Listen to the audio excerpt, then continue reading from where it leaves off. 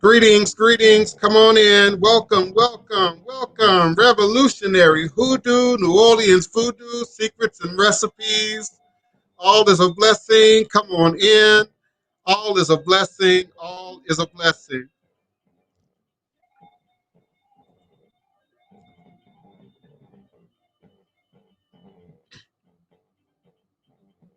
Come back home to Africa. She's calling your name through the wind. Come back home to Africa. The fatty calf and golden rain are waiting for you once again. Coming back to you. Greetings, greetings. Welcome. Come on in. All is a blessing. Come on in. Welcome, welcome. Greetings and salutations. Habaragani. Kedu. Bagwani. Come on in. Welcome, welcome. All is a blessing. Welcome, Instagram. Welcome, YouTube. Welcome, Facebook. All is a blessing. All is a blessing. Greetings, Twitterland. Welcome, welcome. Thank you for coming by and being a part of another edition of Revolutionary Hoodoo, New Orleans Voodoo Secrets and Recipes. Don't be scared. We only gonna tell the truth. Don't be scared.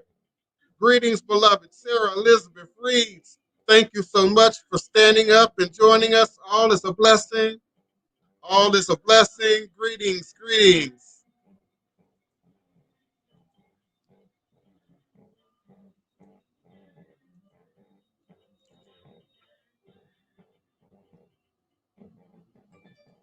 Welcome, welcome.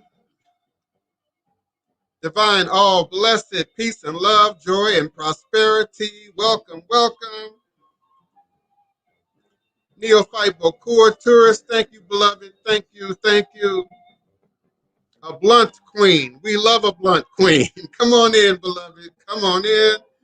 All is a blessing. Y'all not scared, are you? You wanted to talk about this. Come on in. Come on in.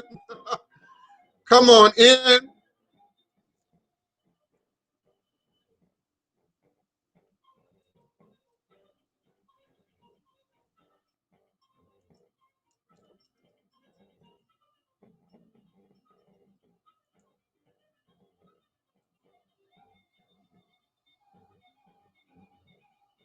Greetings, greetings. Come on in. Thank you for being present with us. All is a blessing.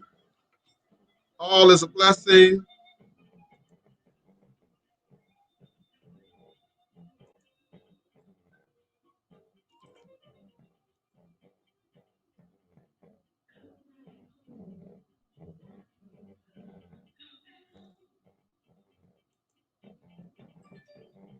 Come back home to Africa. Ashe, Ashe, oh, Ashe. Greetings, greetings. Come on in. All is a blessing. Welcome, welcome. All is a blessing.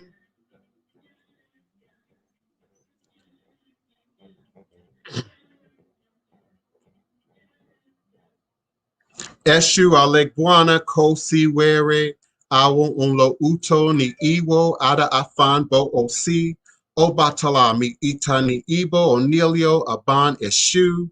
Eshu is the respected elder who flogs, confronts, and uncovers fools. The one versed in mysteries uses truth to own you. He causes scatter to feed poverty.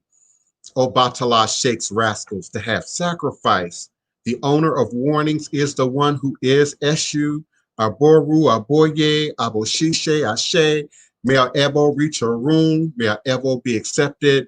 May our Ebo allow what we desire to come to pass. And so we say, Ashe. Divine, all blessed greetings and salutations this Monday, August 17th, 2020. You are now listening live and sitting live with the Divine Prince, Pan-African spiritualist, practitioner, author, and advisor, Elagun Oloye Hoodoo Obeya Bokur. sharing with you in all things spiritual, mystical, metaphysical, cosmic, evolutionary, revolutionary, healing, and holistic from a Pan-African Hoodoo world spiritualist perspective, understanding that all is truly and indeed a blessing. If you can just see beyond the veils, for it is all just an illusion and a test, and one of the greatest divine mysteries of this life cycle. This is indeed my constant prayer, my mantra, affirmation, reverberation, my reiteration, and it is my ever-living reality. It is crucial to the very foundation of my understanding, my walk, my works, my being, and my demonstration along this divine, all blessed life path and journey. And it is how I, the Divine Prince, make sense out of all that we're challenged with here in our daily existence on Mother, Father Earth. And it is my personal place of power and understanding. That place from where I begin, the place from where I realize and crystallize all my endeavors, understanding that I and I alone create and co-create my divine destiny, and I alone create and co-create my divine, all blessed reality. And so it is. Ashe, Asheo, Ashe. I am emanating and vibrating with you and for you now live, virtually, verbally, cosmically, quantum, universally from this working temple of the House of the Divine Prince. Thai Potions, Hoodoo Central, in this legendary, historic, beautiful, and most enchanted city in America, and some would say the most haunted city in America, New Orleans, Louisiana, the land of my ancestors and those who came before me along this Hoodoo Obeah life path and journey, passing down the great Obeah stick along with the knowledge of the life-giving herbs, roots, plants, rituals, spirits, minerals, indeed the traditions, the history, the culture, the legacy that is our sacred stories. Indeed, our sacred stories. Visit us for your tours plus experience. And we're expanding on the experience in this season of Corona. So the beloved Denise Augustine is reworking her experiences to meet you where you are, where you might want to be. And we invite you to visit us at www.oursacredstories.com. All is truly and indeed a blessing. Understanding that the creation of sacred space is critical, that all that we do, all that we are, all that we say that we are, but indeed our ultimate demonstration stands up in our ability to create and recreate sacred space within us, around us, and then of course to project that out and to birth that created space throughout all humanity, particularly in the perilous times of which that we now have our being in.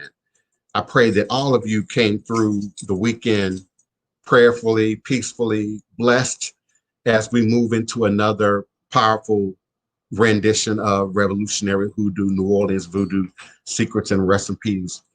I said that we would talk about witchcraft. You all seem to have been really gung-ho to talk about it. So now we get to show up. Let's do this thing. I want to acknowledge each and every one of you, all of you, for being present here with me in the chat. And of course, wherever you might be viewing and or listening. My phone lines are open at 845-277-9143, 845-277-9143.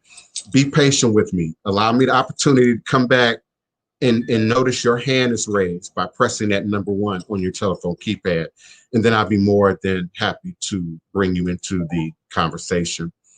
And of course, you can follow the link that I will copy and paste back into the chat that will allow you to be a co-host here live on screen. If your webcam is ready, willing, and able, I will be more than happy to bring you in on screen. Give me a second here. Okay.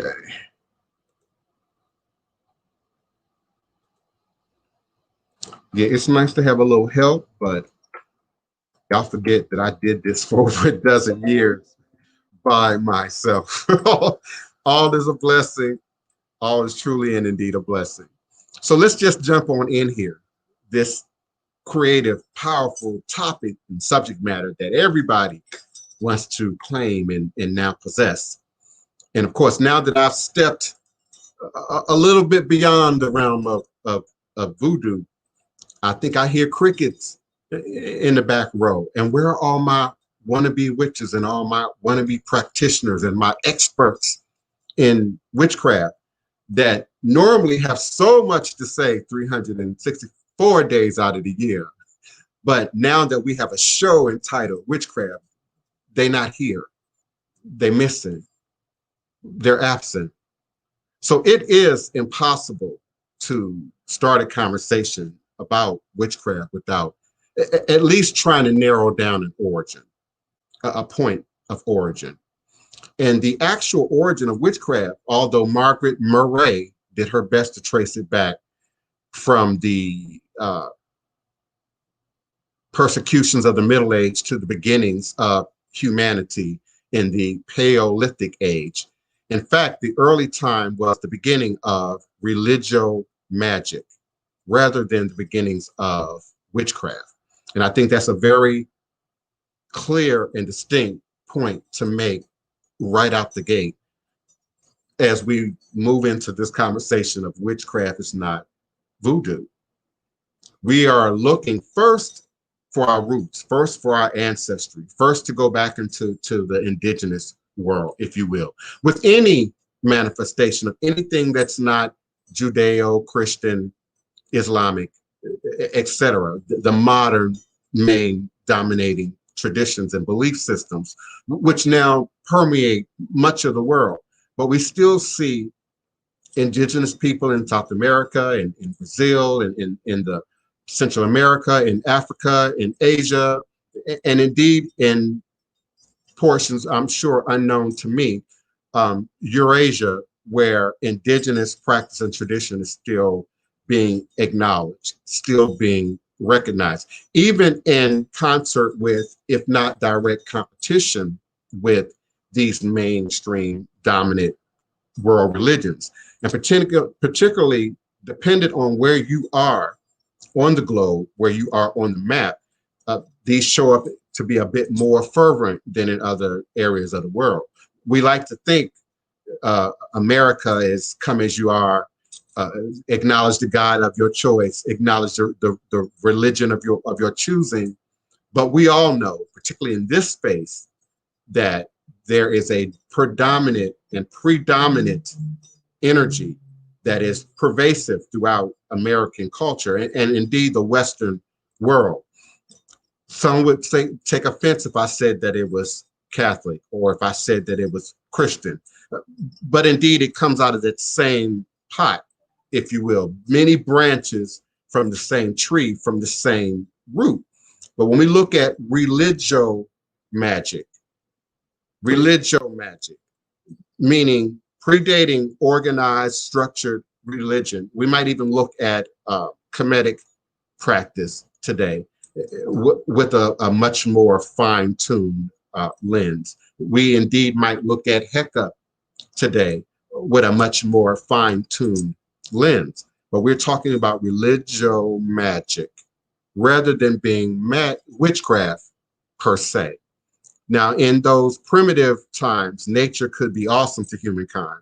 The sun, the roaring wind, the crackling thunder, the flash of lightning were all things that seem to have power, if not a mind, unto their own in the old world.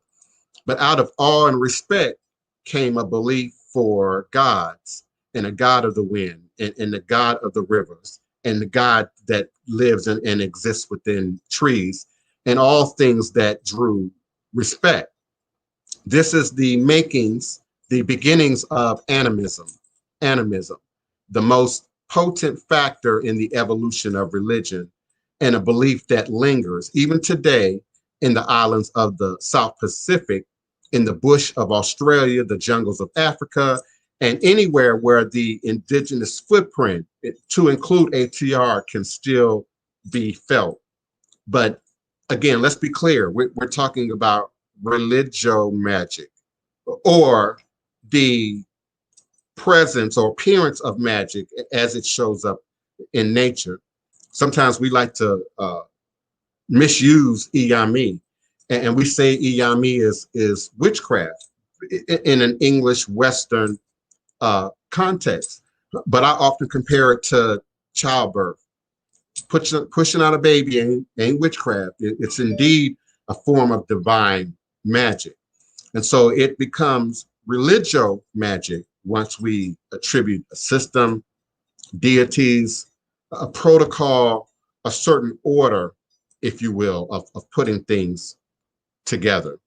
In the indigenous world, we might say they were concerned with first chakra, second chakra energy, survival, staying warm, depending on where you were on the globe, having food and access to food. And then, of course, the creation of tools, the birthing of fire among humanity.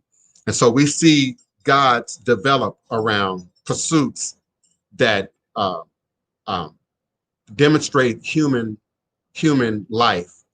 When we start looking at witchcraft, we have to bring it into a modern context, because there is no indigenous footprint for witchcraft. Now, that's shocking to some of you who may not know, or only know what you've been exposed to. But indeed, there's a great deal of ego and consciousness that stands up in witchcraft that we don't see demonstrated in these more magical, religious, indigenous traditions. We see the desire to control. We see the desire to gain access to, whether it be resources or money or abundance, by way of a quick fix, by way of a diagnosis that's separate from the normal chain of addressing an issue. I like to compare it to all the over-the-counter medications that are sort of promoted at us and pushed at us every day in TV, radio, advertisement, etc. And of course, because of strange laws in our country, some of them don't even go into a whole lot of detail, don't necessarily tell you what the medication is or is for.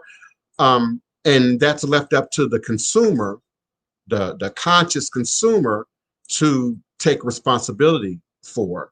And so we see the development of ego-based, circumstance-based magic, getting revenge on the presumed enemy, gaining quick access to monetary gains or resources without the normal means of work or processes. Of course, all of the binding your enemies and battling that we see in modern demonstrations of many forms of witchcraft is, in the context of history, a very modern thing, when survival would have been our ancestors' first concern.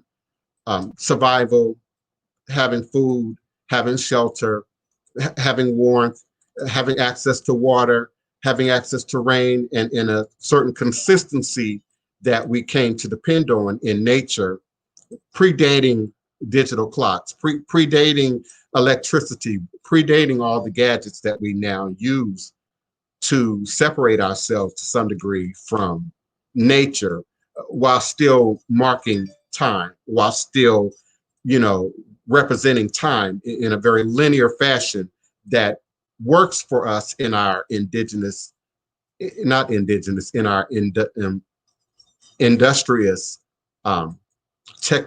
technically advanced culture that we like to say that we now exist in. But we find among this group of vegans and vegetarians and healthy folks and holistic practitioners and healers, we find in this group a more leaning towards regaining a connection to nature. It is not supported, if you will, by mainstream society. It's not supported every day when you turn on your TV, or when you see the quick fix, the quick pill, the over-counter application to something that would, in a modern context, at least require medical intervention. And then in a more indigenous context, spiritual intervention, or the combining of the two. We understand that even predating enslavement, there was a time when we didn't have pharmacies. We had the apothecary of the healer, the great mothers in our community, the wise elders and fathers in our community. So ready access to that which exists in a pill, in a bottle. Again, in the context of history, it's new. We see a much longer timeline of history where we sought nature, where we sought Mother Earth, where we sought the dirt, the seas, the rivers, and of course the forest, for not just our nourishment and our sense of what being prosperous is, but indeed for our healing.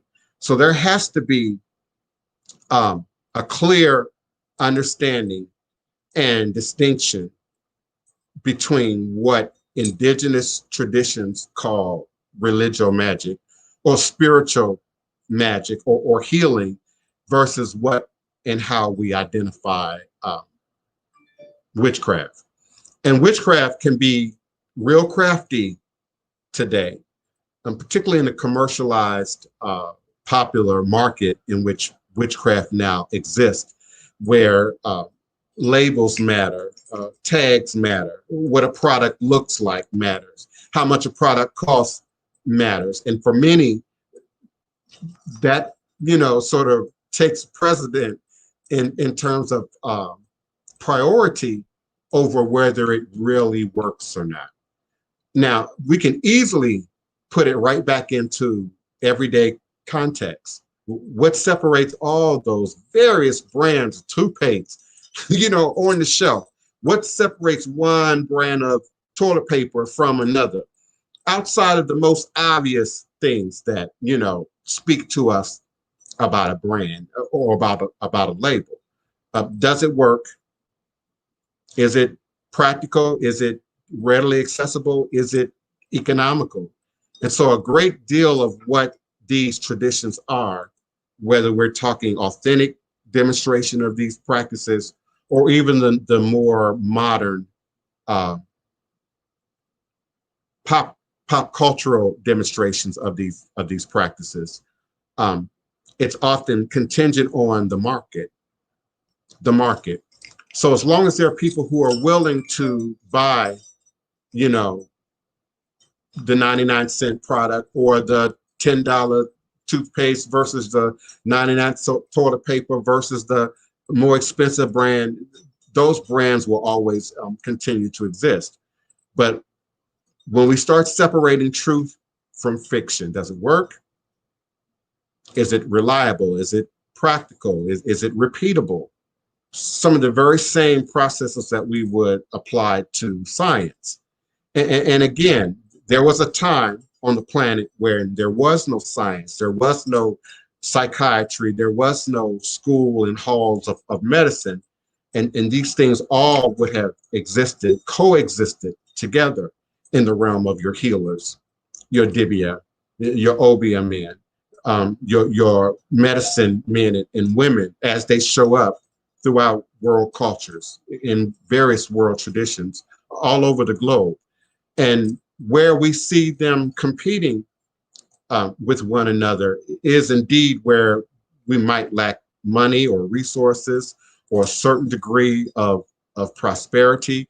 You might say that those who exist in the country might be a little bit more, apt to want root medicine versus those who live in the city. I would say that that's not true at all. And particularly in today's environment, particularly in today's environment. So let's talk about witchcraft and versus voodoo. Let's talk about witchcraft versus any of our ethno-cultural world practices and traditions. Greetings, Neophyte Bokur, beloved. Greetings. How's everybody doing out there? Yeah, I wanted to jump in on this. I'm kind of in the same boat with you. I want to see who jumps out and wants to have this discussion. This is a good discussion. I feel that's going to be today. Um, my piece that I want to throw in just to see if I can fish out some people too is the etymology of the word witchcraft. Like when we look at that, then we can start figuring out which direction we need to go to figure out where is the history. Mm-hmm. Where do we start? Where do we start calling people witches? I mean, are we talking about just religious uh, um, uh, demonizations of this word, or are we talking about something else? Hold on 1 second. I'm getting ready to get my truck washed. These guys, I gotta give you guys a check. Yeah, and I think it's in that frame of reference, it's universal because whether we're talking about what's authentic to witchcraft or what's pop cultural demonstration, I think the lines have blurred so deeply, as I tried to lay out earlier in the show, between commercialism, pop cultural demonstrations of these traditions, and then indeed how we see them showing up at the grassroots level. So I'm sure you're in the jungles of Brazil, you're in the country, the deep south of Mississippi, you don't have the botanica. You don't have the quick, regular access to the shop, the store.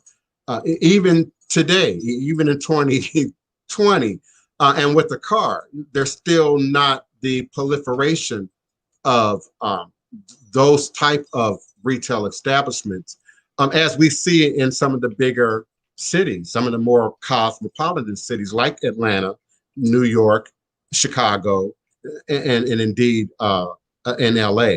So I like that approach at researching a word, researching a topic, and understanding its roots and from which it came from. I also think you opened up a doorway there for us to also discuss about that sort of religious demonization that has now been attributed to witchcraft. Some would say that that aside from that, then it's no separate than Wicca. And I'm here to argue that that's not true, that Wicca and witchcraft are indeed not the same thing, any more than voodoo and witchcraft would be the same thing. And if I had to reduce it to its most common denominator, again, I would say it's once ego comes into play, because there's no ego in nature. Ego doesn't exist as we know it among humanity in nature. So it's an introduction of a control that does not exist in indigenous spirituality and tradition, and in how those traditions are manifest. Now, it does not mean that witchcraft has not found its way into the village. It absolutely has. Witchcraft has found its way into the village, has found its way into the countryside, just as much as it has in the city. And even when we look at a Nigeria, a Ghana, a Cameroon, even today, their impression of their interpretation of witchcraft is really a negative thing. But even predating Christianity and Islam, anything that divides the village, anything that separates the sanctity of the unit, was seen as a form of witchcraft. Are you with me, Neophyte Bokur? Yes, sir. I'm still here. Yeah, I want to throw in one more thing. Economics and politics. Economics and politics are key to understanding what witchcraft is compared to voodoo, right? And how it plays a vital role in the history and how it's used. Uh, when we look at economics or trade or being able to trade goods for service, that is ancient. That practice by itself is ancient, right? Where medicine has always been needed as long as we can, as long as we've been able to breathe air. It's always been a need for someone to be able to help fix ailments in the human body. We have Imhotep, one of my favorite people to look towards, is deified for the knowledge that he mastered. Now back to the politics part about it. The politics, we have several different disagreements going on as far as trade as well, conflicts, wars that take place between um, uh, religiously economic backgrounds or cultures. They say like the Catholic faith, the Christians and the Jews and the Muslims. We have history of the Crusades and what they were fighting over. They're fighting over religion, but that the reason why they were fighting over religion is for trade routes. You couldn't trade with certain people because of the religion that they practiced. Muslims had to trade with Muslims, Christians had to trade with Christians. And in order to do so, in order to get the goods that you needed, you had to be of that faith. Thus, you have wars that break out. Voodoo seems to have been a refuge for all of these, what you would call or demonized fringe practices of medicine, to be able to survive the conflict between ego, the egotistical cult leaders. And I'm not talking about cult like voodoo. I'm talking about Christians and Muslims. I personally deem that to be cult. Technically, by definition, they would fall under the same category, but that's sidebar. What I'm getting at is the refuge that all of these different practices found was voodoo. Voodoo is still it's a new word technically. When it's compared to all the other words, the definition is old, but the word itself is fairly new. Just like, but all these other practices find refuge in and protection in voodoo, because we have that part of time where Catholicism accepted voodoo as long as you can show the similarities that we were practicing pretty much Catholicism. So that's where you get that back door, the safety for witchcraft to plant itself. It found a home in voodoo. It's not necessarily voodoo. It found a home there. I would say, give me a second. I would say, yes, sir. To call it Crystal Lynn Witt, to call it a mix-a-pot would be taking it too far. Again, when we talk about voodoo, you can't talk about it outside the context of slavery. You can't talk about it outside the context of the Middle Passage, and particularly here in the New World, in the context in which New Orleans would have access to that. So the wants and the needs and the desires of John Lafitte and the pirates and the slavers absolutely gained precedence in the footprint that we know as New Orleans voodoo, and particularly from an economic standpoint, which I believe is one of the points Neophyte Bocour is trying to make. Yes. You can't sell a product or service to somebody who don't have money, who don't have income, who don't have resources for buying services and goods, of that type. And even now in 2021, the poorer the region, hence Haiti, for instance, we somehow associate that with authentic voodoo practice.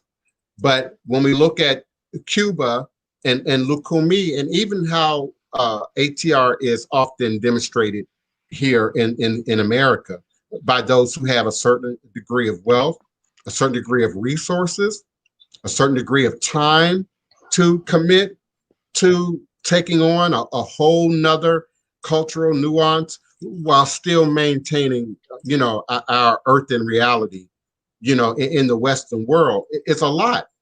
It's a whole lot. I'm often asked about, the cost for services. And so we then have to look at it, how much does a chicken cost? How much does a whole pig cost? How much do candles that are already dipped and made and housed in glass cost? And then compare that to, that ugly word, third world country, or a more indigenous country than what we exist in, where people might be making that and then trading that and then sharing that for the benefit of the community. There's a certain order that stayed within Haitian culture, for instance, that we didn't have that luxury for up here north of the border, because of lynching, and mutilation and all the ugly horrors that exist within this beast that we try to quickly, gloss over as slavery. I also think it's important to note that I can see a turn, particularly when we look at the Bois Cayman and that series of ceremonies that led to the Haitian Revolution, a sort of a turning from righteous practice, natural practice, to now wanting some means of fighting back the system of white supremacy and oppression and enslavement. And so that too would have given birth to a new demonstration of voodoo, which we would not have seen in the old world, which we would not have seen, in Nigeria prior to enslavement. So we can't discuss voodoo with four O's without looking at slavery and its effect on creating and recreating cultures and ways of masking cultures within this system. We also used your religion, Catholicism, Christianity, and even Islam to some degree to mask our connections to indigenous practice, to indigenous tradition, in an environment where we could have been, again, killed, mutilated for it. So to say that sort of this mixing pot, to suggest it as a mixing pot suggests that it's voluntary. We like to describe America as being, a mixing pot. We didn't agree to mix. We just here. we just here, and we are a product of. We didn't agree to be here. So out of any other ethnic group who's made their way here, even the refugee had a choice to flee their country and come here. We didn't really have that choice. We didn't have that option. So we have to be very careful when we're looking at the history, the footprint of ATR in the Americas, that we don't go the way of commercialism, pop culture, and try and erase that history and erase that lineage, which still stands up in much of our craft today. So when you see the white Madonna or the black Madonna, or the various saints, in their clothing, their coded clothing and attire, you are seeing a footprint of history, but you are now seeing a demonstration of modern witchcraft. And I like to talk about the Orisha romance, where everything now is at your fingertip in a book, or at least so we believe it to be. I live for the day that we move beyond, thinking that everything is condensed in a book, it's condensed on a website, it's condensed in a package. and we really begin to examine what it is that we're doing and what we're participating in and what we're operating in.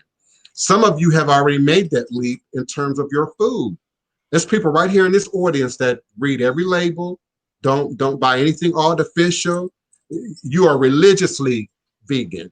You are religiously vegetarian, and you're careful about the source and where it came from, and what what was the journey of that food product, between its source and your table. But somehow, when it comes to this ATR, it's a free for all, and it's all up for grabs. It is indeed all up to be sort of thrown into that gumbo pot, Crystal, of just mixing, whatever I feel together. And let's be real. If you've ever had authentic gumbo, everybody can't make gumbo. Mm-hmm.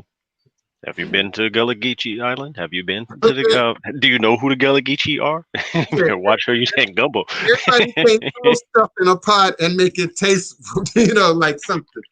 Otherwise, we'd all be chefs. Otherwise, we would all be cooks, and we will be making our living from that. We will be supplying ourselves and others, from that.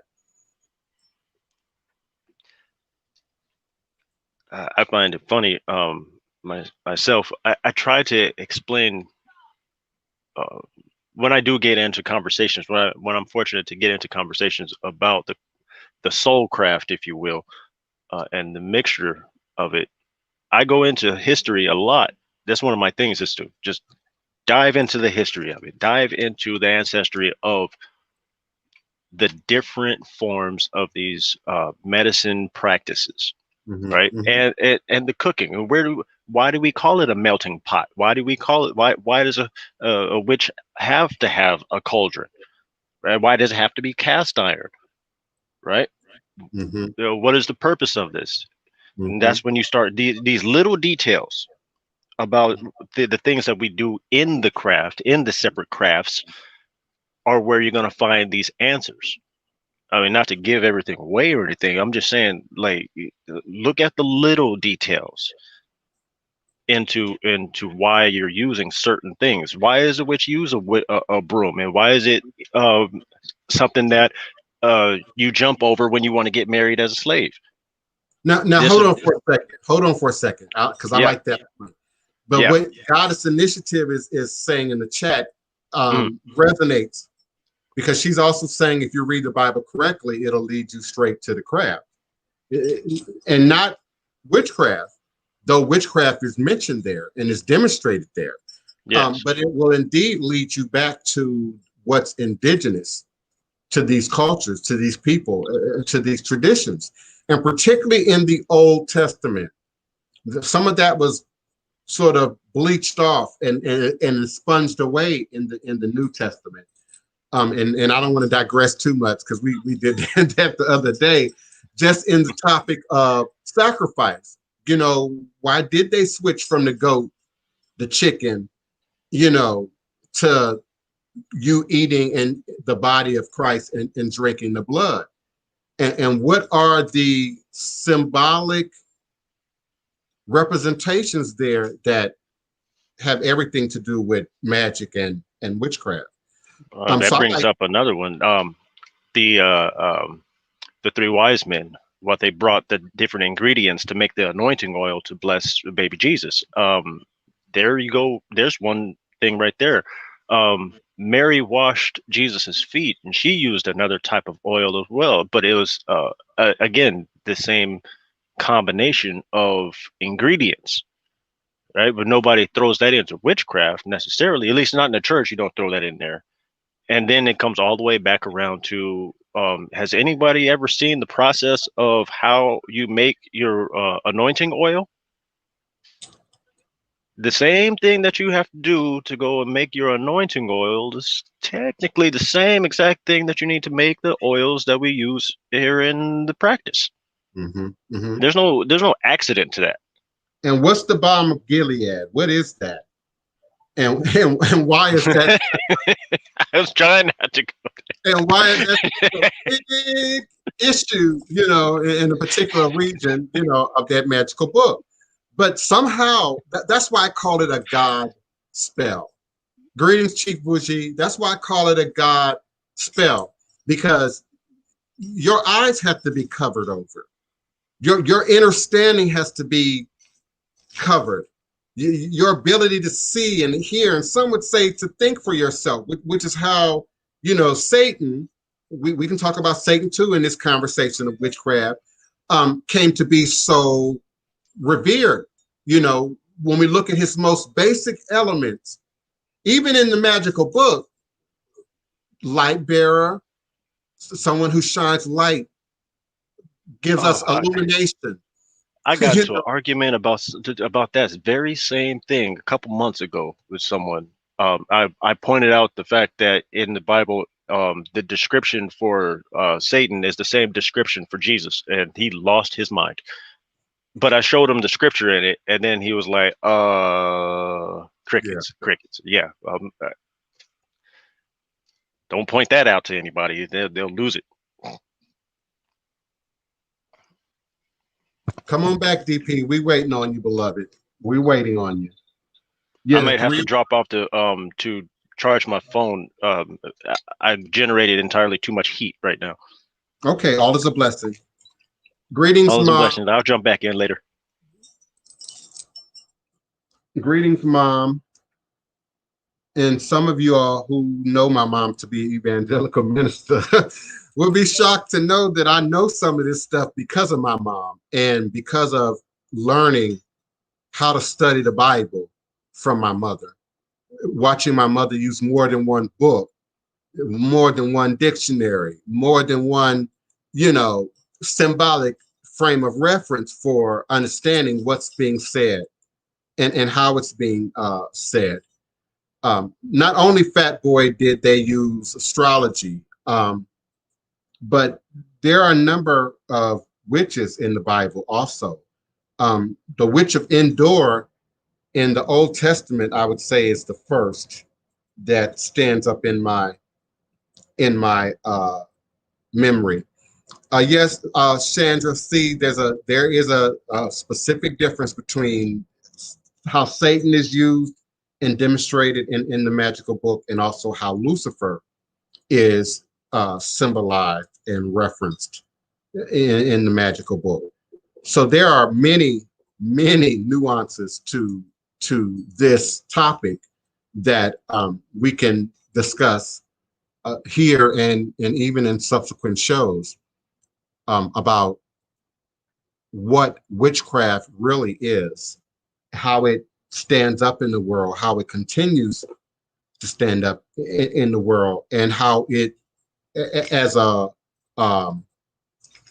how it is used to dissuade you from things that might otherwise open you up to a better understanding about yourself and who you are and where you're from.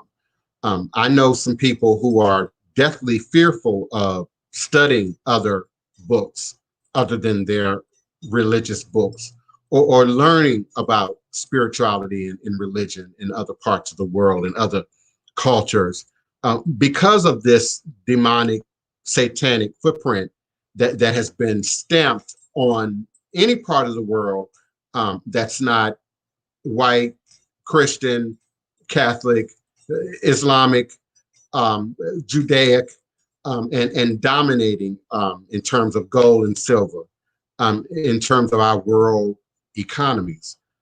There's a lot to be said about the Illuminati being demonized for introducing enlightenment into the world. And so we now see the Illuminati as something of a negative, something of a direct connection to witchcraft and Satanism and dominance and control. All of the very things that I started out this conversation suggesting that make up the dynamics, the framework of what witchcraft really is. Once we step outside the realm of nature and healing and gathering of our food resources and maintaining a balanced connection to Mother, Father, Earth, and introduce ego, control, dominance, greed, having access to that which rightfully doesn't belong to you. That's when we introduce witchcraft into any religion. Any religion. I know some devout churchgoers who burn candles and work the book of Psalms um, like a witch. And I use that word specifically, like a witch, you know. So it doesn't matter. To some degree, it doesn't matter the religion. Now, indeed, there are some religions out there that are rooted in witchcraft. So I'm not talking about those in particular, but you can find a demonstration of witchcraft in any main world religion. Anywhere you find greed, anywhere you find selfishness, anytime where you find ego run amok, you'll find a cultural footprint for witchcraft. So we can look at authentic Yoruba and authentic Akan and authentic Voodoo and see people weaving, you know, a wicked web within those systems based on witchcraft principles. Me and my mom sort of had this discussion over the weekend based on some of the things that I've been posting on my Facebook page from my YouTube channel. I love Nollywood. I love Nollywood movies, Gollywood movies. For those of you who are unfamiliar with these movies that are being produced in Ghana and Nigeria in particular, no matter what the wildness of creativity or imagination, they often have a religious undercurrent to them. And depending on the dominant religion in that region, whether it be Islam or Christianity, you will often see the religion itself show up as a hero character somewhere in these movies. So some of the movies I can't even stand to watch because they're just too they're just too over the top. It's like watching you know, an evangelical service with a little bit of horror thrown in there. But then there are others that I've been posting more recently that I found creatively intriguing and interesting for its entertainment value, for its value in terms of their use of technology in the application of the movie, and then for their ability to balance that religion thing with imagination in a way that's realistic. I don't think it's realistic to sort of create, you know, the horror movie with the sole purpose of trying to teach religion. Some people would say that the churches that were doing that Halloween thing, what was it, Hell House?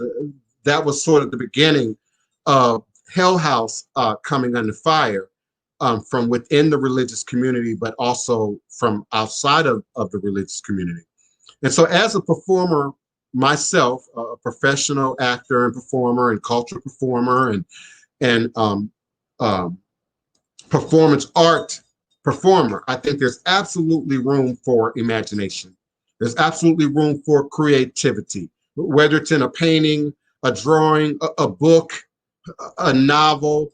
But I think it also has to be a clear distinction between a dictionary and a fictional book. It has to be a clear distinction between history and the retelling of something that is based out of the preconceived ideas and notions of a particular author.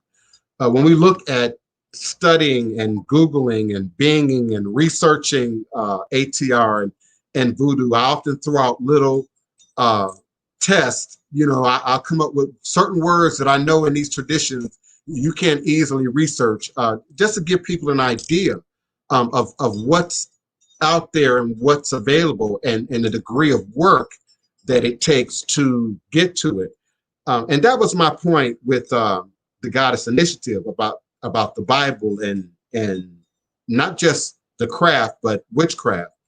I came through that same road, through that same path, being raised up in a Black spiritualist church, a Black Baptist church, then an evangelical apostolic prosperity ministry based church, and then having a mother who's a retired educator who had a library card, who taught us how to access museums and whatnot. I too came to where I am today as a product of the Bible, as a product of the church, and wanting to better understand what that was. The Bible, God, the church, and all of its various components. So I say be careful about what you ask for. Much like the story of Adam and Eve and partaking of the forbidden fruit, that somehow now gives them this miraculous wisdom and knowledge and understanding. So be very careful about praying to God for wisdom, about praying to God for understanding, about praying to God for clarity, because God will indeed give it to you. If you're willing to open your eyes, if you're willing to do a little research, if you're willing to read some books and study, some manuscripts and some texts, God will put it right in front of you. And then what you do with it is solely in your hands. What I choose to do with that information may not be what you choose to do with it. For me, there was no other path for me for Voodoo. So before I weave a big story, there was no other path for me. From the time I heard Aunt Vicky and them Broomfields mention Voodoo, at age 2, age 3, it was a done deal for me. It was a wrap. We didn't become evangelical Christian until I was 13 years old, 12 going into 13 years old. So I grew up in the Black Spiritualist church, the Black Baptist church that had Catholic saints in the hallway, but nobody ever explained to me why until I got older. That I began to understand why Potomac Baptist Church had those Catholic saints in it, that it was a spiritualist church. So be careful about what you ask for. Be careful about what you pray for. Be careful about what you beg God for. For indeed, your words have power. Your words have power. And when we pray to God, when we pray to ancestors, we only expect the truth. We only expect that thing that we ask for. So some would say, be careful about what you pray for with clarity. Yes, I've heard of the 6 and 7 books of Moses. Yes, beloved Evelyn Preston, I can't really tell by your picture. You look like you might be about my sister's age, maybe a little bit younger. But yeah, those books have been around since the 60s and the 70s. The Book of Psalms, as we know it in ATR, I believe was first published in the late 60s, coming into the 70s. So many of those books I've read early on in my journey.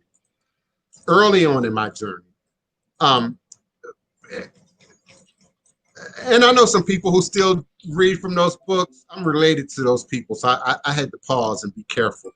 Who are still reading those books, but in all honesty, I don't see growth there. There's not a spiritual move forward there. So I believe that those books can also become a trap, just like your candle book, your dream book.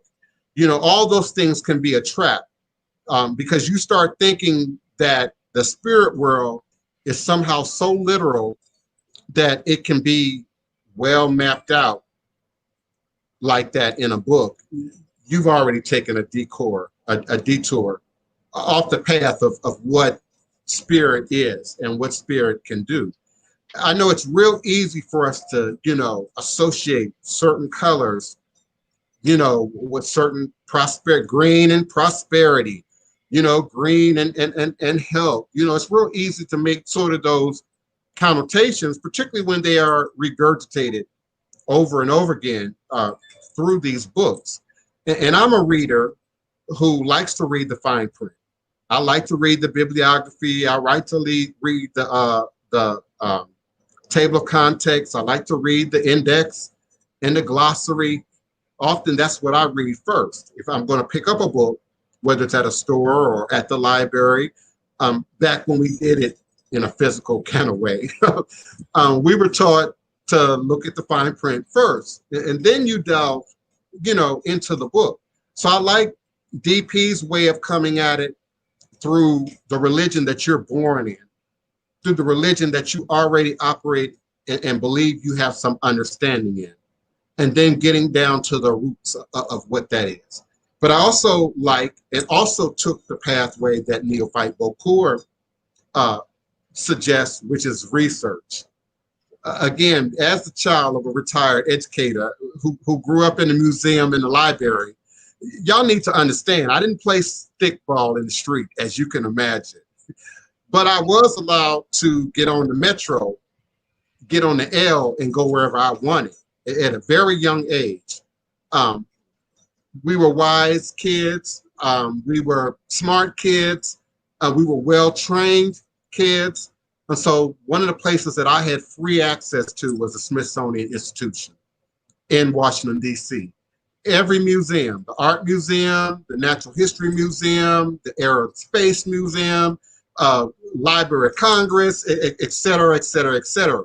I had free reign access to that. And then when you add the element of the museum, you know, I've never been to Egypt, but I've seen the pyramids, I've seen the Sphinx. DuSable Museum in Chicago, back in the, I believe it was the early 90s, had a whole Egyptian recreation done in that museum. So we do have a way of connecting to our roots and to indigenous practice and tradition in a way that makes sense, that's practical, that's truthful. It's just not the same thing as initiating. It's just not the same thing as how we mix it all up in this witchy gumbo of new age stuff, you know, in these rooms, social media rooms. That's a whole nother thing. And that's why the discussion about what witchcraft is so important. Some of you indeed are exposing yourself to levels of witchcraft that are not in your best interest. And you lack the wisdom or the third eye or the discernment to know when you're delving into areas that might not be for you, that you might not be ready for. And why Neophyte Bokur, do we always have to have the negative repercussion before we take some caution? I hate that. That's one of the things I don't like about Voodoo. People don't like to they don't like to be told what to do. They want to get into this practice and then not like being told what to do. Well, half of that is being told what to do by somebody who's done it already. You can't have it both ways, unfortunately. You can't have it both ways. You want to get into this practice, you're going to have to be told what to do. Why? Because not everything is going to be found in a book. Just like if you were practicing martial arts, you can read as many books as you want, but until you get on the ground with somebody, you're not going to know how to operate the system that you're reading. Wait a minute. Yeah. You mean I cannot watch the Charlie Chan movies and learn how to do martial arts?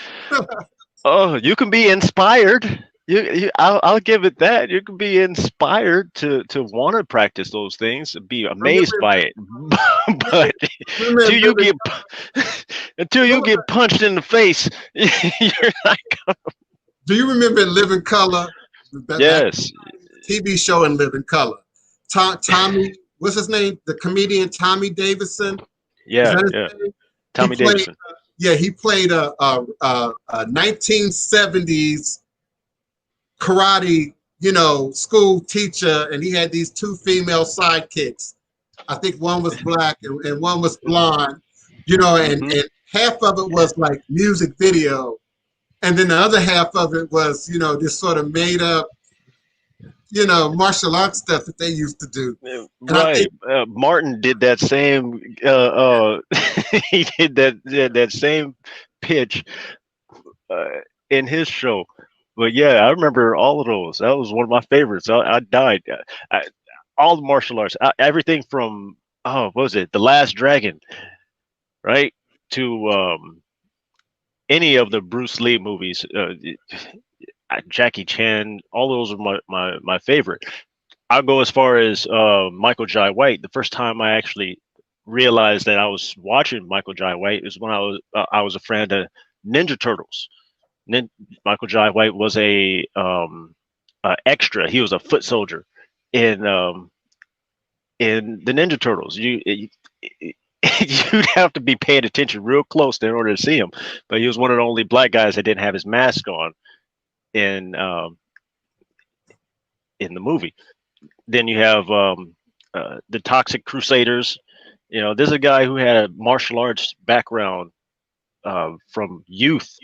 I just followed him. So yeah, but my point was, you gotta study. You gotta be hands on, and you gotta have somebody who has been in the practice to know how to do the moves in martial arts.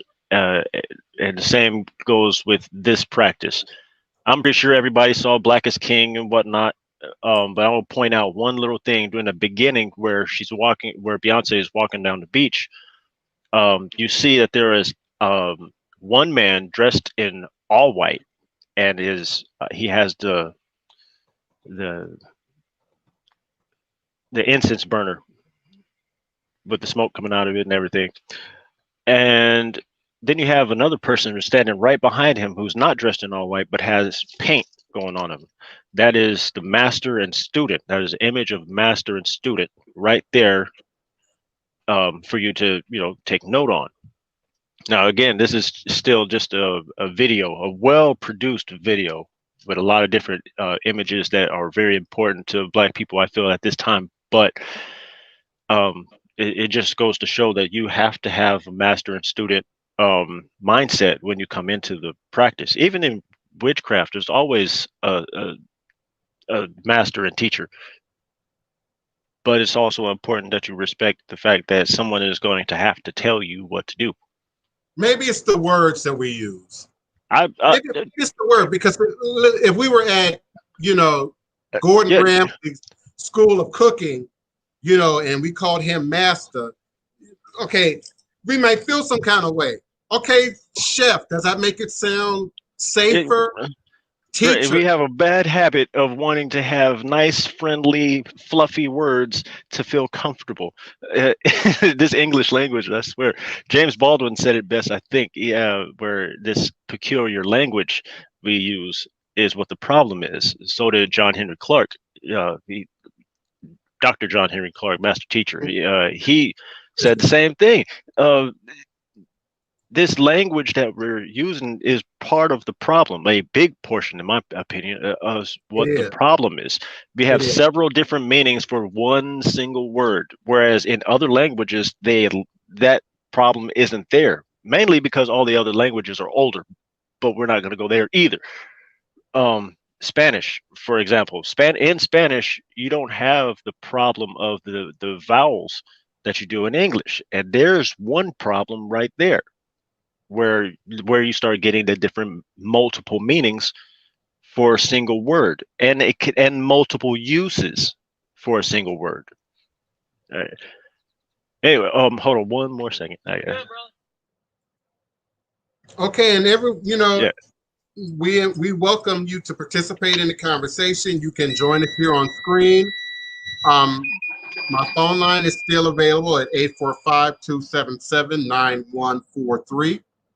Just press the number 1 on your telephone keypad, and I'll be more than happy to bring you into the conversation.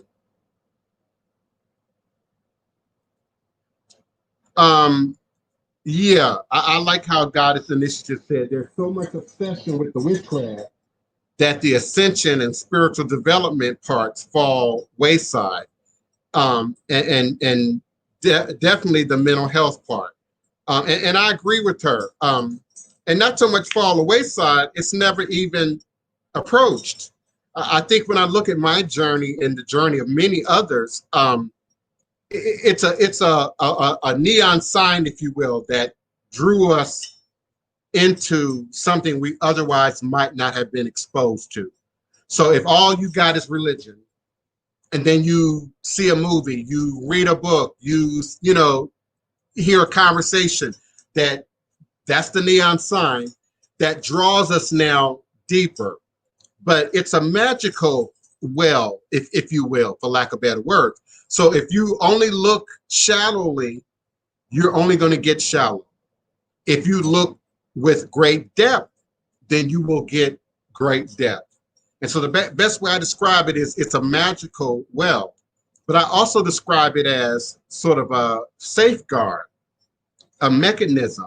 If we use Genesis, for example, you know, we believe and accept Genesis the way it has been presented to us, that somehow humanity, you know, would have been better off without knowledge of good and evil, without having, you know, sort of eaten this fruit.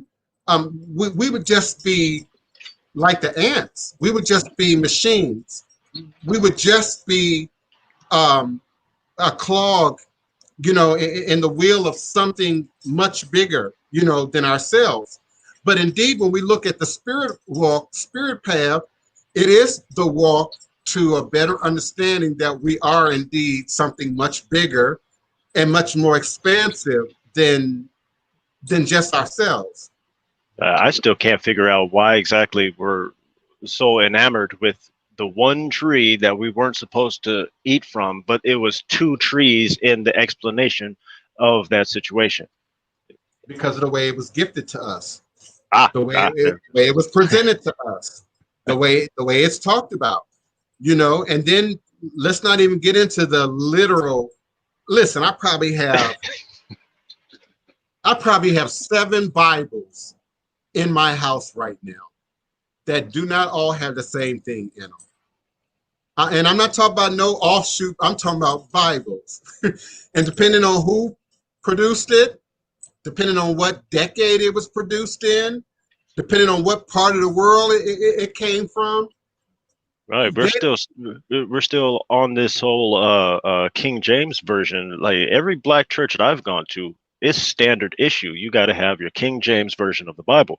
Well, we already know that it only has 66 books, and the Jewish Bible has more than that. The Tanakh and the Torah are always include the tree of life in there. They call it the Kabbalah, but you know, you're getting part information and taking it as a whole thing, let alone the language that it was translated from and into several times over. Mm-hmm. At least several times over. King James translated that Bible from the Greek Latin translation into English so that the commoners can actually be able to read it. But why would he do that? It's so that people can read his book on Satanism. But we won't talk about that either, I guess. Yeah, I agree. I like the conversation. I don't feel like I need to jump in. Y'all handling it. I would add, Espiritismo is spiritual practice in Spanish. Now that might make a little, you know, whether we say Cuba or DR or, you know, it's Spanish. Now it manifests differently depending on what island, what culture, what community we look at. But it's just another generic word for spirit practice. It does not necessarily speak to a particular group of people, if you will. No, it definitely doesn't. I mean, there's several different versions of the Spanish language. What do you call it? The Venetian language, as it goes through time, gets different dialects and gets different slangs, if you will, added to it. So you get Portuguese, Latin, Spanish, um, all these different dialects of the essentially the same language. That's the reason why it's so easy to translate from the Greek to Latin, mainly because Greek is Latin. But again, you'd have to study into your history. The Greek people didn't necessarily have a language that was per se their own. It was kind of gleamed from other places, particularly Egypt. Uh, that's the reason why you have all your great philosophers. The Greek philosophers had to study in the mystery schools in Egypt under in the Imhotep school. Imhotep has already been passed away for a long period of time before they even existed to even know of the school to begin with. So you got I agree, and you know, we put a lot of emphasis on Egypt, and rightfully so. But man, Egypt was also being fed from other great places like Meroe and Timbuktu and the Sea Islands off the eastern coast of Africa. So it was also being fed internationally, if you will. The Silk Road definitely played a great importance to not just trade in material goods, but religion and practices as well. I mean, that's how you have Hinduism that gets over from India and whatnot into the east coast of Africa in the first place. Having to speak their language and know their traditions and whatnot to do trade with them. China comes into play where they're trading silk to the Egyptians, and the Egyptians are trading animals and other types of material that they create back and forth peacefully, mind you, peacefully. That's key word. That part is very important. Hold on a second. I'm getting ready to go pick up this load. I'll go dial back in just a second. DP, I answered your question directly based on how you asked it. You introduced Orisha and Ifa into your question, and that's not the same thing as spiritualism, and it's not the same thing as a spiritualism that is specific to your lineage, that's specific to who you are. Otherwise, Wicca, witchcraft, that's why we're having this discussion right now. Because if you take away ethnic group, if you take away culture, then it becomes something sort of generic and loosely defined that allows everyone to sort of make it fit what they want to make it fit into. And it's not the same thing as having a direct connection with culture and an ethnic lineage that stands up in a particular practitioner's blood.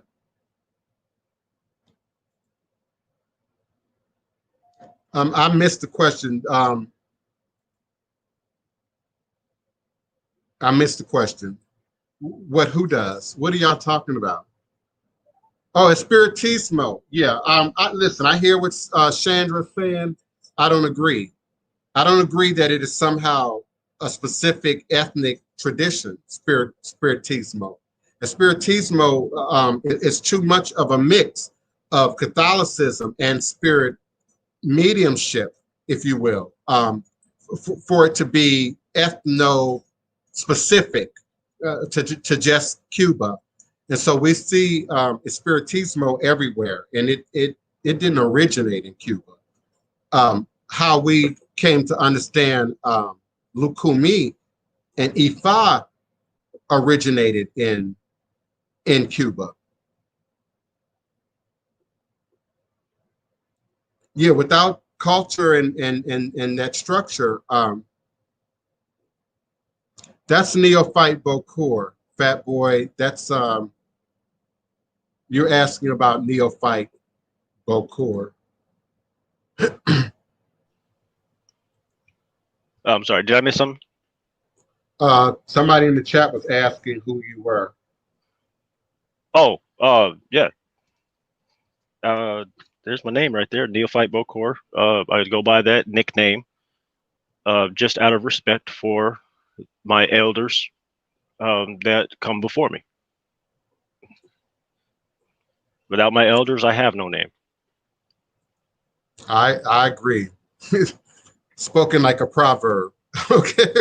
I agree. Without my elders and those who came before, I have no name or a tradition for that matter. And we've often seen sort of a forced tradition here in America. And we call it American culture. But what is American culture really, if it's not indigenous to the Americas? It is then a picking and choosing of what we can incorporate and bring into capitalism and the ritual holiday calendar that is retail shopping, you know, or we relegate it to a realm of unclean and we say it's all witchcraft. We say it's all paganism. We say it's all other than the acknowledgement. No, cultural, no. Mm-mm. Mm-mm. There is cultural witchcraft, but it doesn't make it any less witchcraft. It doesn't make it any less a negative demonstration within whether it's Italian or Asian or African. There's no cultural context in which witchcraft is seen as a good thing, and particularly on the continent of Mother Africa. Ifa, for instance, Go is Iwa Pele, balance and balanced character and balance with nature, if you will. That's not the same thing as witchcraft. Witchcraft is indeed the manipulation of nature, controlling and binding nature to do what otherwise would not be natural or organic to the process. So there is cultural witchcraft in that. Does witchcraft exist among the Igbo? Yes. Does witchcraft exist among the Yoruba? Yes. But is it seen as a positive? No. And the way we view it here in the West is it's definitely not some path of enlightenment to finding yourself and connecting with your roots. It is indeed the bastardization of that very thing for our own personal control and gain. I think there might be something missing uh, from the conversation that I haven't exactly heard yet. The Celtic practices. Has anybody asked any questions about the Celtic background and where they get their magic from?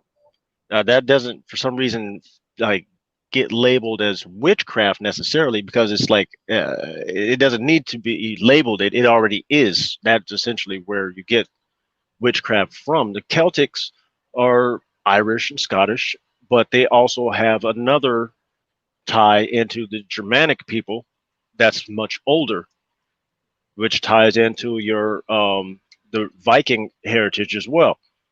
Now, Yeah, obviously, these are you're mixing religious magic with witchcraft, and right. those are two different things.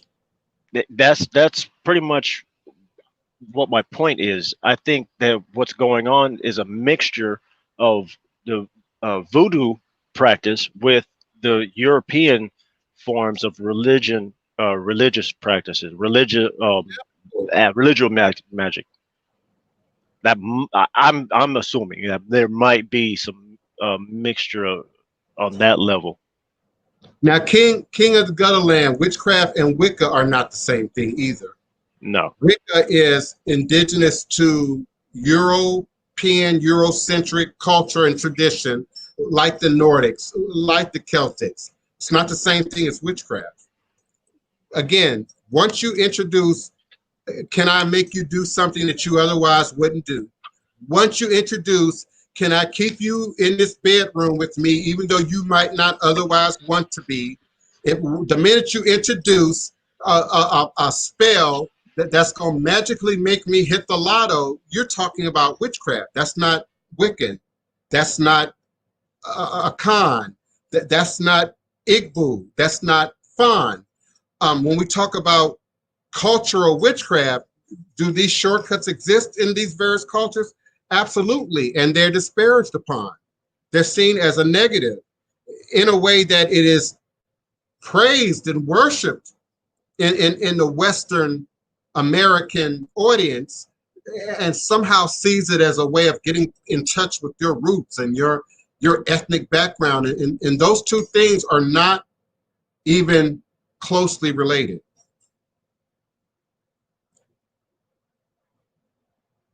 Yeah, witchcraft is what people who do not know what to look for first.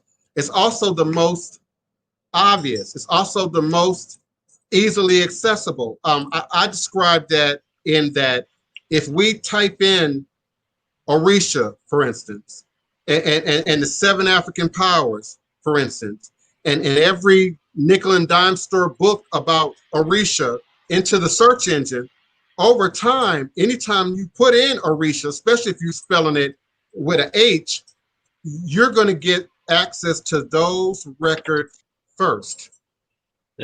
Witchcraft, I think the term itself, again, personally, is like a broad paintbrush painting over the detailed artwork that is all of these different practices and all the culture behind it. That's how I describe voodoo. That's exactly how I describe voodoo. When you say voodoo, you're talking about Akan, Fan, Ewe, Igbo, Yoruba, Hausa. You're talking about all of the African transatlantic diaspora. But when you get into specifics, you've got to look at ethnic group. But when we're talking about witchcraft, there is an ego-based platform that's present in witchcraft that is not present in healing magic. That's not present in what your midwives are doing.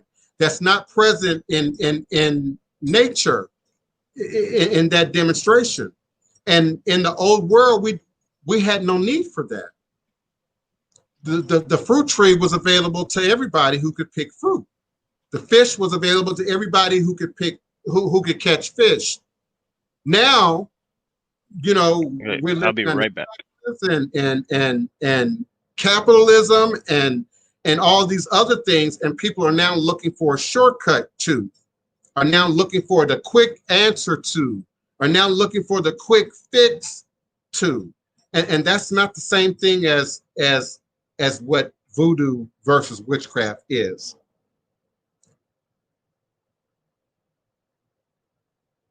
Well, all cultures were characterized by witchcraft by Jews, Christian, and Islam.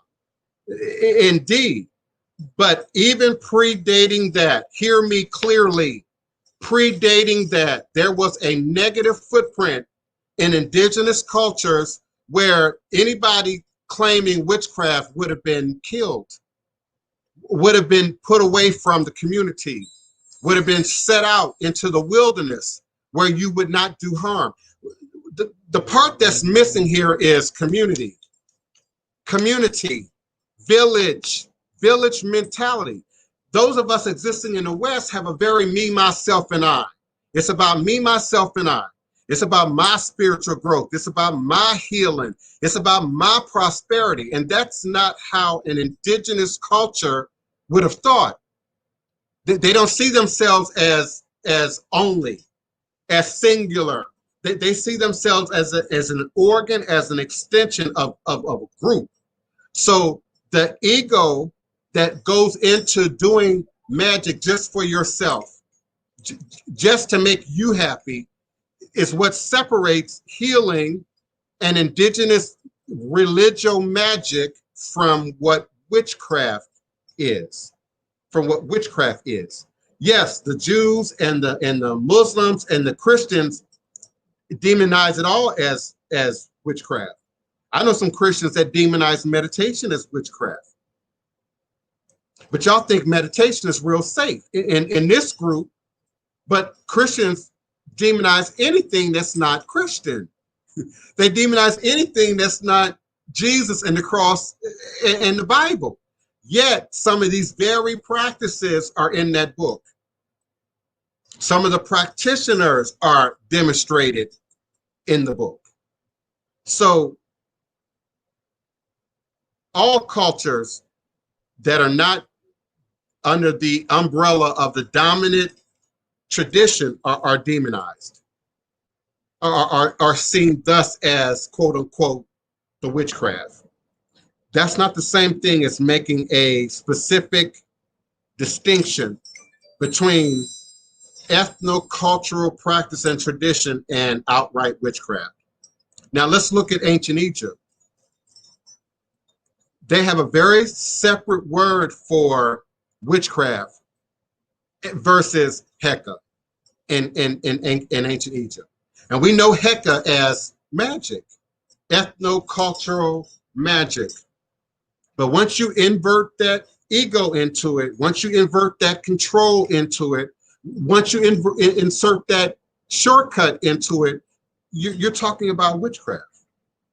You're talking about witchcraft. There's also a desire to remove God, and the God is from the equation. There's also a desire to remove morality from the equation. Because see, if it's just magic and it's all witchcraft, then my good magic and your negative magic, or, you know, then it's all the same, right? But once we get away from justice, healing, feeding and replenishing our food supplies and our resources for the community, we now have time in the division of labor that is the industrialized world. We now have time to be bored. We now have time to be scornful. We now have time to be jealous. We now have time to be envious. We now have time to craft and look for and desire the shortcut, because we're not hauling water all day. We're not chopping wood all day. We're not hunting for our meat for 2 or 3 days and bringing that back to the village. So even as we try and apply ATR in a modern context with our modern resources, we are in some ways pulling away from what's natural and how what's natural shows up in spirituality and religion. So indeed, we are confused. A woman who has a pact with the devil practices sorcery and enchantment, and indeed a form of witchcraft. Absolutely. Yeah,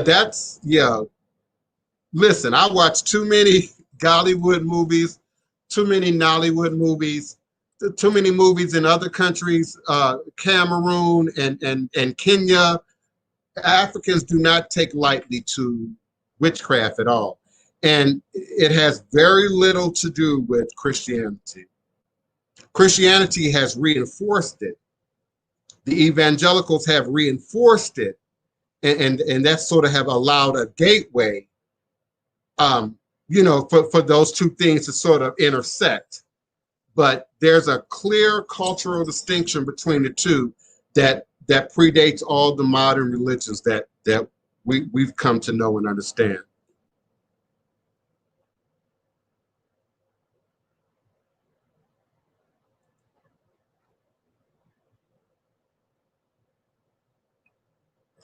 Yeah, I agree with that. European ancient religions and cultures are not any more monolithic than they are in Africa. But you can't point out a Eurocentric ethnic group that practiced witchcraft until right about the time Christianity, Judaism, and Islam was being crafted. Prior to that, no. Prior to that, no.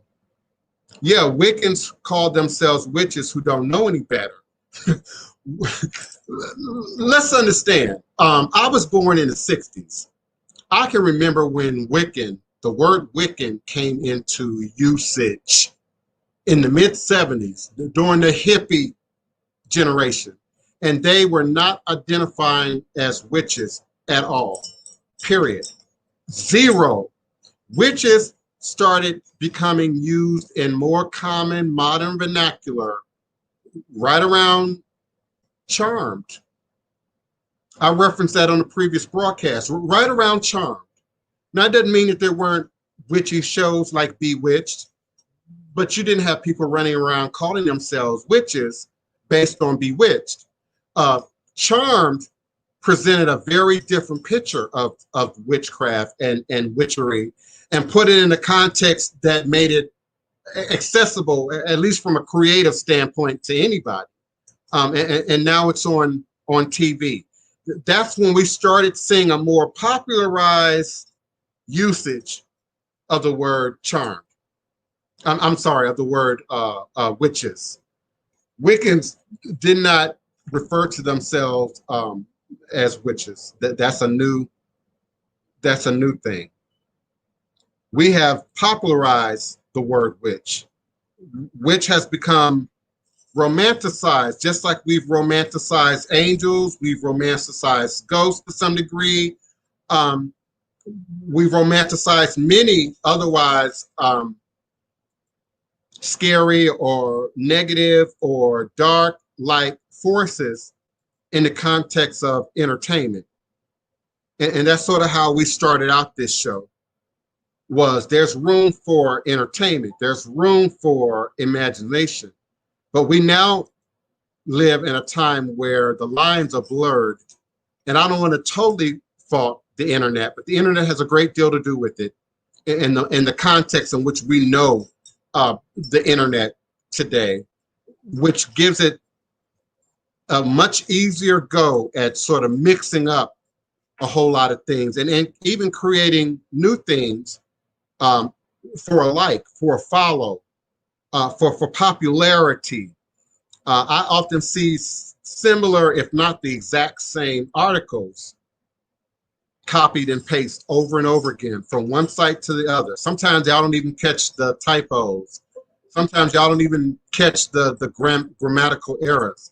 And it's the same exact thing over and over and over and over and over, except it's in a new site, it's in a new book, it's a new reference on somebody's page, and it's a regurgitation of what's already incorrect and inaccurate.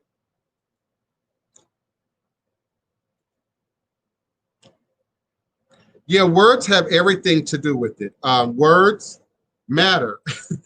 And again, I know we live in a day and time where words don't matter. Grammar doesn't matter. Spelling don't matter. You know, listen, I'm in Twitter 24 hours a day. Spelling don't matter. Grammar don't matter. You know, one of the most popular memes, I almost reshared it too the other day. Oh, wow. But right in the middle of the meme is a major typographical error.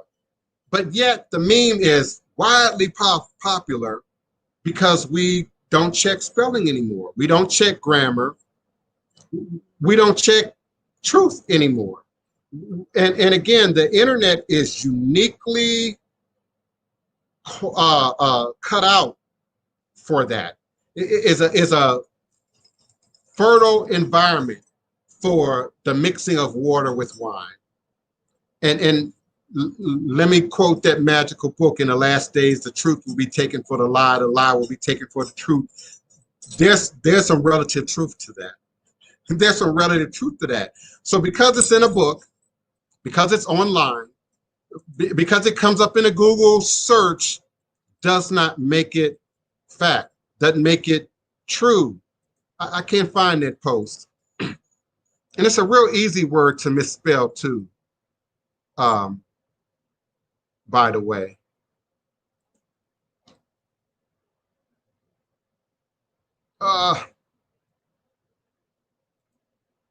This is why I had so many tabs open coming into the show. so that when I get ready to find something, it's already on the screen in my face. Let me look at my Instagram. Let's see. Oh, I don't remember what it was, but it was an easy word to overlook and to misspell. And so it then gets made into a meme, and then it's, oh, here it is. Bob Marley, Who the Cat Fit, Let Them Wear It. Now, when you go into the Google search and look for images under Who the Cat Fit, Let Them Wear It, you're going to see many spellings of wear it. It was only one or two pictures that actually had W-E-A-R. Surprisingly, many of them had W-H-E-R-E, wear it. Top 10 in the Google search. Doesn't make it right, doesn't make it correct, doesn't make it true. But we now live in a day and age where people can make up words, make up phraseologies, make up meanings, make up truths, and then depending on how well it is packaged, depending on how cute it is, it goes viral. And it doesn't make it any more real than not. So, you know, I get it. I do. And in a day and time when, you know, some of our world leaders aren't factual or truthful about anything, it's real easy for us to get caught up in meanings and phraseologies and words that don't matter. Heaven forbid words don't matter. Let's throw out all of our institutions. Let's, you know, defund the police. Let's defund the universities. Let's defund the public school system, which we have document proof has harmed many an individual. But somehow now we're questioning spelling, and we're questioning the meaning, you know. Yeah, sex magic has no foundation in real root work at all. And when we think of sex magic from a legitimate perspective, we would have to look at India, great deal of India, the Kama Sutra, Tantra, yoga, which is very little about sex at all. It is about harnessing sexual energy and first chakra energy, but how we see, you know, sex magic sort of being tossed around today, it's not real. No, all spirits are not evil. All spirits aren't evil. All angels aren't good either.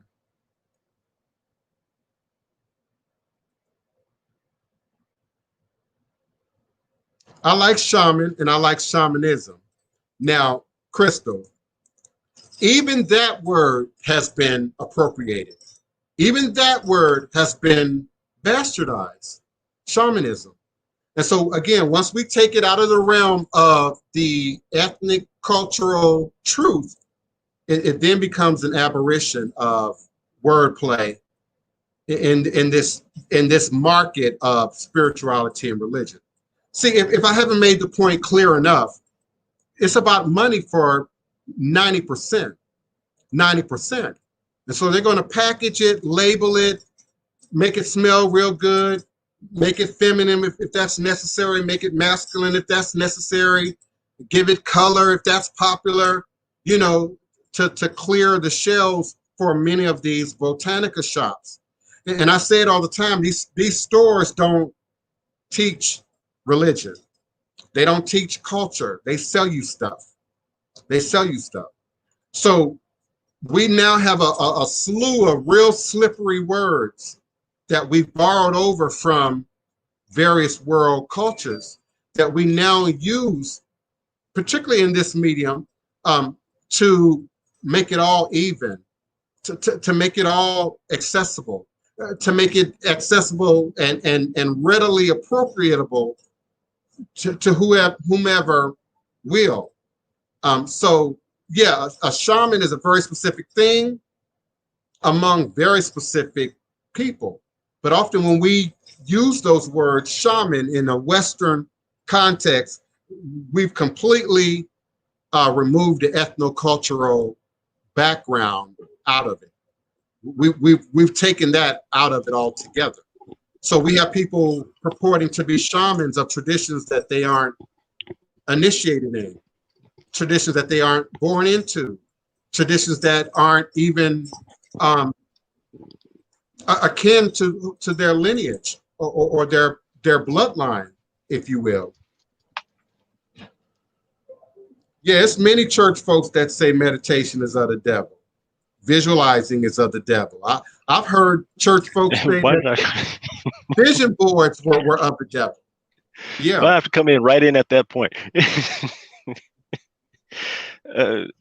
Meditation and prayer are supposedly two separate things, yet you're doing the same exact thing. I'll leave that alone. I'll back off. Yeah, I like how God has worded that. Ego has been popularized in witchcraft. So when you look at, especially here on Instagram, so when you look at what's being sold to you, and let's be clear, I rarely post. My website and my emails at the top of the page. I don't have to spend a whole lot of posts doing that, okay? I'm talking about the guy who wants to help you bring your lover back, that wants to give you that magic foot, you know, that's going to help you to win the lotto in 48 hours or less. Their whole packaging, ask any astute student of marketing and advertising, their whole packaging is ego. And I dare say that many of the TV commercials that you see are speaking directly to your ego. If you want it, you get it now. Have it the way you want it. Have it when you want it. Have it exactly the way you want it, and get it right now. Just send us $19.95, you know, and we'll give us 6 to 8 weeks, and we'll get it to you in the mail. I love that song, Abyssinian 1995. It's written in the 70s, but it's a timeless reggae song about how we view capitalism and the selling, the buying and selling of things in the Western world. So now religion is a part of the buying and selling of. Now religion, outside of the framework of church and synagogues and spirit, is now the selling of a particular product. And some religions, some churches have bought into that. They know the church that has more luxury cars in front of it every Sunday is going to have a bigger attendance.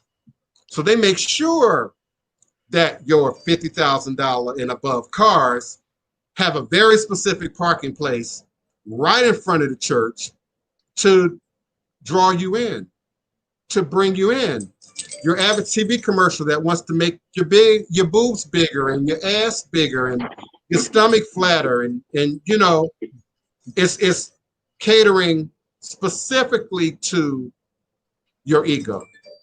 Yeah, I think I like the prayer cloths that the mainstream churches sell, where they pray over it, they anoint it with oil, then they mail it to you, and it's supposed to help you with your prayers, and help you to be a more astute, blessed person.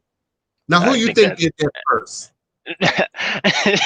Honestly, I think voodoo practitioners of our forefathers may have had some hand in that, because you got to make money somewhere. I mean, they don't call it the black cat bone for nothing.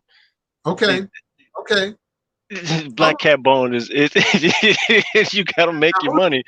Now, who do you think introduced it to the church in a modern context?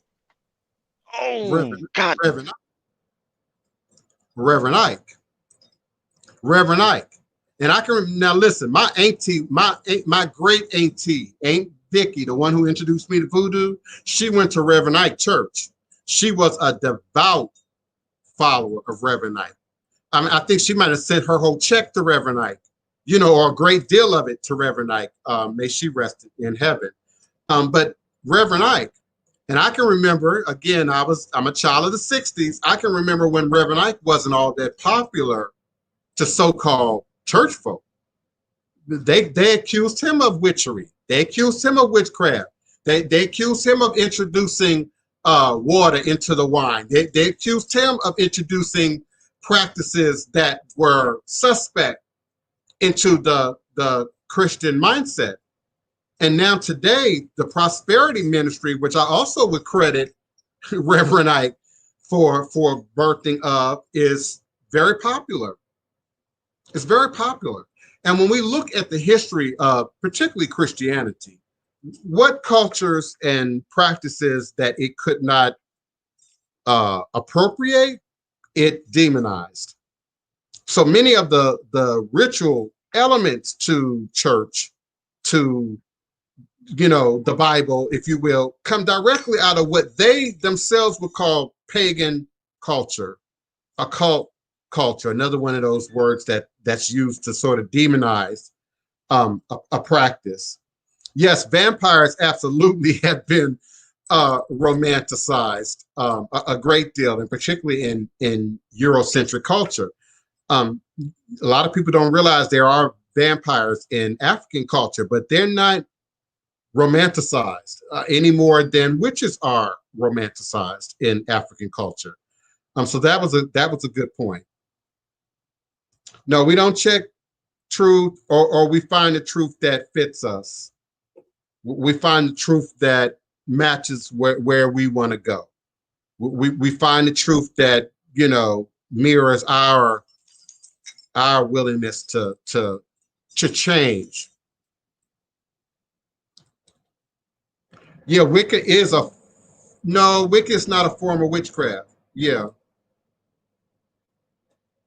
Yeah, Wicca is not a form of witchcraft.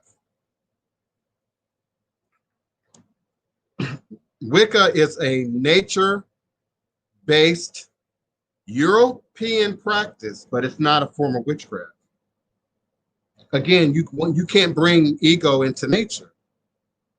Those two things don't mix. Once you bring ego into it, you're on a whole nother level. Yeah, there's no misspelling of the voodoo, at least not here. There's no misspelling of the voodoo. We're speaking English, so I spell it with 4 O's. When I'm speaking French or Creole, I insert a U every now and again. And then depending on what region of the world, you know, only U's and no O's at all. So I think, again, that's a part of that American Western foolishness that we get caught up in. You know, well, if it's got a U in it, then it's real. If it's got 4 O's in it, then it's not real. And yeah, that's crazy. Now, I will say, from a historic perspective, here specific to New Orleans, there was a time where hoodoo was being used separately from voodoo to make a clear distinction between occult practice and nature, between what was then being introduced to the white community and to the greater community. I don't think you all realize there was a time people were coming from all over the world to get the Gregories out of New Orleans, you know, to get the voodoo dolls out of New Orleans. And so there was an attempt to separate authentic voodoo practice from hoodoo. And so some says that hoodoo came as a bastardization of, a mispronunciation of, as an appropriation of, but it was more of a conscious choice here than what people often give it credit for. It was a way of making a distinction. Just like people today believe they're making a distinction between authentic voodoo practice if they put U's in it versus practice without U's in it. And that's not what distinguishes the practice. Yeah, sex magic DP is not real. Sex magic is not real. That's another new concoction, of a new generation. If you just go back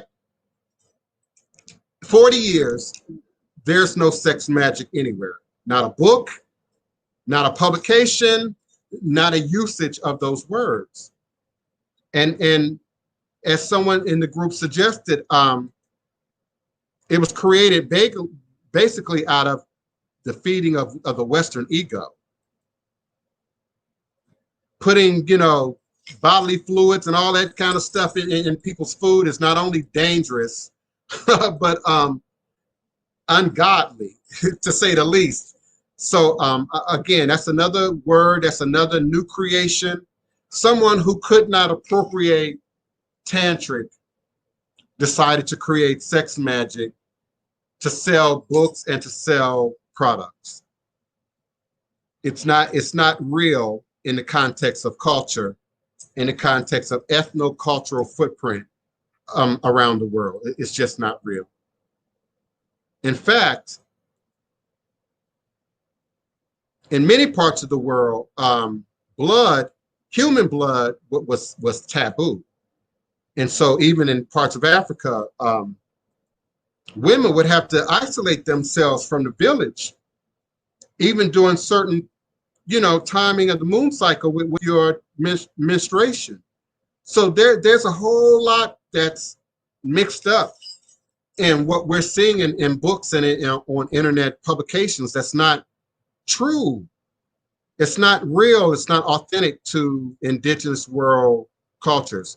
Incubus and succubus are real. Incubus and succubus are real. That's not the same thing as sex magic. Now, incubus and succubus are real, and indeed they use sex as an entryway, as a portal into your life, into your body, into your spirit.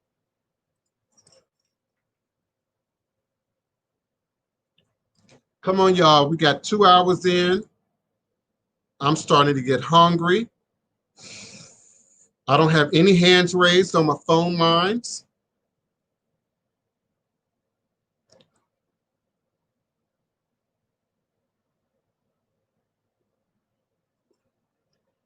I appreciate you showing up, being here with me for 2 hours out of the middle of your day for another edition of Revolutionary Hoodoo, New Orleans Voodoo Secrets and Recipes.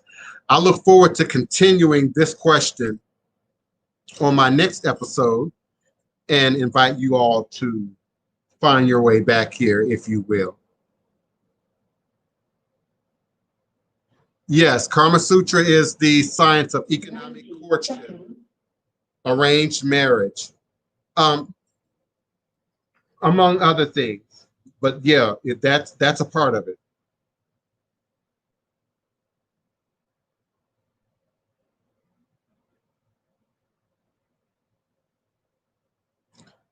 Okay, I agree with how you got that worded. So if that's the case, why would we use sex magic at all? Why say sex magic?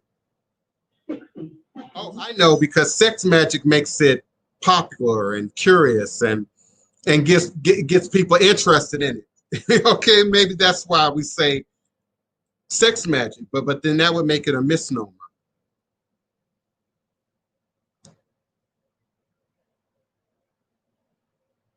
Yeah, that's not sex magic. That's even how we understand what chakras are. We don't say sex. We don't imply that sex is a part of that, but that's what Tantra is. Tantra is about the moving of Kundalini. It's about the moving of spiritual energy up the spinal cord. It's not about sex. It's not about sex. And the end result of Tantra is often to not have sex, but to cause the raising of Kundalini energy in both participants so that it can then be better applied. so that it can be better utilized in the higher octaves of our consciousness. And that would be men or women. Men or women. We often fault men for spending more time focused in on sex than we do women, but that's certainly not true, and certainly not true anymore in a modern context. I have to go eat. I'll see y'all next time. All is a blessing.